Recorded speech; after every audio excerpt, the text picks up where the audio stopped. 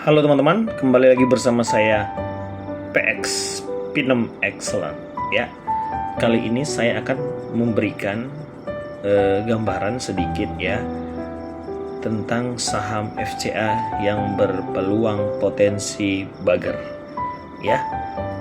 Saya dan tim Laskar Unfold tidak sekali, dua kali, tiga kali, empat kali, berkali-kali kita cuan dari emiten yang namanya FCA ya, bahwa emiten yang kena peringatan tapi berpotensi peluang bugger. Kenapa? Karena analogi logikanya FCA itu bukan untuk ditakuti, tapi itu adalah suatu strategi daripada proxy untuk mendapatkan barang daripada retail, seperti itu.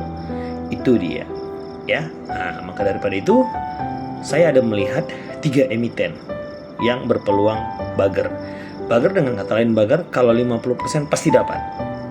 Kalau persen ya menurut saya dapat lah, menurut saya ya, nggak boleh pasti juga ya. Karena kenapa? Karena kalau emiten tersebut banyak retail membelinya, maka emiten tersebut akan menjadi menjadi turun gitu dia. Jadi kenapa saya memberikan 3? Supaya kita bagi-bagi ya, kita bagi-bagi. Anda terserah mau milih yang mana. Tidak satu, kalau satu nanti banyak yang kroyok turun ya. Kalau 3 dia enggak, seperti itu ya. Yang pertama, kalau 3 kan misalnya saya yang beli A, ada beli B, ada yang beli C, seperti itu ya. Oke, yang pertama saya sampaikan emitennya adalah, pertama adalah Baut ya. Emiten Baut ini ya, ini emiten akumulasinya sudah cukup mantap teman-teman. Pondasinya sudah cukup bagus.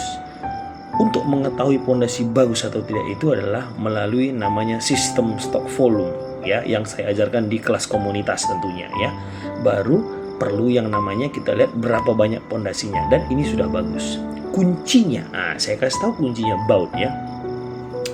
Kunci daripada emiten Baut ini adalah selama harga saham ini ya, Anda catat ya, selama harga saham ini tidak closing di bawah 14, ini aman.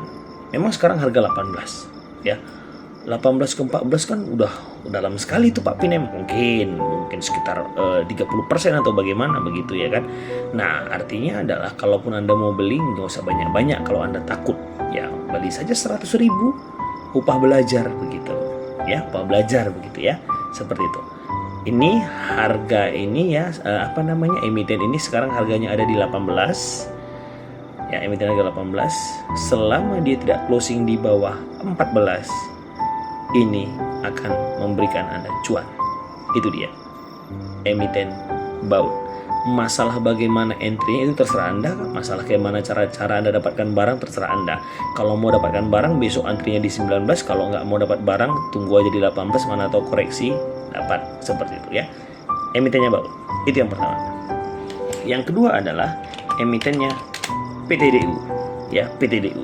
Nah, PTDU ini lebih asik daripada Baut karena harganya nggak terlalu jauh. PTDU selama emiten ini tidak closing di bawah 14 juga ya, karena PTDU ini harganya di 17-an ini gitu ya. Selama dia tidak closing di bawah 14, ini juga akan berikan cuan-cuan. Ini juga berpotensi berikan cuan, seperti itu PTDU ya. Jadi seperti tadi saya sampaikan, jangan membelinya jangan membeli banyak-banyak ya.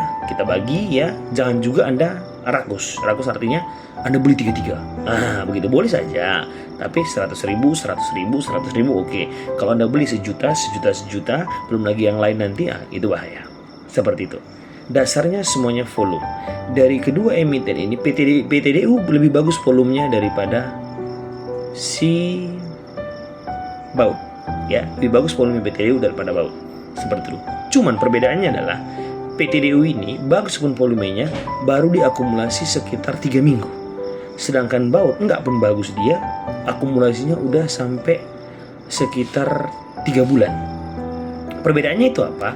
Kan perbedaannya adalah jumlah kepemilikan masyarakatnya kan berbeda, sehingga Baut ini lebih banyak harus melakukan akumulasi daripada si PTDU, seperti itu dia. Kan berbeda jumlah kepemilikan masyarakat atau jumlah saham yang beredar kan berbeda. Jadi dia harus membutuhkan barang lebih banyak, makanya lebih lama, seperti itu ya. Jadi sama-sama di bawah 14. PTDU bangun baut. Harga PTDU saat ini di 18, kalau baut tadi harganya di 18, kalau PTDU di 17 ya. Selama tidak closing di bawah 14, ini akan memberikan cuan seperti itu. Oke. Kalau masalah Anda tanya, Pak Pinem caranya gimana makanya bisa tahu? Ya, mari belajar di kelas komunitas, itu saja jawabannya. Ya, karena untuk mengetahui bagaimana caranya butuh namanya analogi logika pola pikir seperti itu. Kalau Anda tidak punya analogi logika pola pikir nggak akan bisa seperti itu. Gitu dia. Karena setiap materi yang saya paparkan itu ada analogi logikanya seperti itu. Dan yang terakhir adalah emitennya pada, ya pada. Nah, pada ini volumenya bagus, tiga-tiganya ini adalah emiten itu bagus volumenya. Kunci daripada emiten pada ini adalah harga sekarang ada di 14. Oke, harga sekarang di 14. Selama emiten ini tidak closing di bawah 10, emiten ini akan berikan cuan. Kuncinya situ saja. Jadi dari kunci-kunci ini, PTDU di 14, baut di 14, pada di 10 itu ya, pada di 10, disitulah volume terbesar daripada proxy, teman-teman. Seperti itu. Jadi disitulah volume penggerak harga. Jadi ketika harga itu naik ke atas, itu brokernya berbeda dengan yang bikin pondasi di bawah. Sehingga disitulah pondasi penggerak harga supaya dia dia mengontrol bagaimana, apakah harus diguyur dulu, apakah harus dinaikkan dulu, begitu. Seperti itu. Jadi kalau harga saham itu turun, sebenarnya si pemegang pondasi ini yang jualan. Bukan si bawah yang membawa naik, enggak. Yang membawa naik bukan. Yang pemegang pondasi ini yang jualan. Jadi turun dulu. Nah, begitu turun dulu, nanti si yang membawa naik tadi average down, begitu dia. Yang bawa naik tadi average down. Contohnya satu orang bawa naik ya, saya suruh nih, kamu bawa naik nih ke 15, rupanya saya lihat banyak nih antrian retail yang masuk, akhirnya saya pemegang di 10, saya guyur, turun dia ke 14. Nah, nanti turun ke 14, siapa tadi nampungin yang bawa naik ke tadi supaya average-nya jadi 14, seperti itu. Itu polanya teman-teman ya.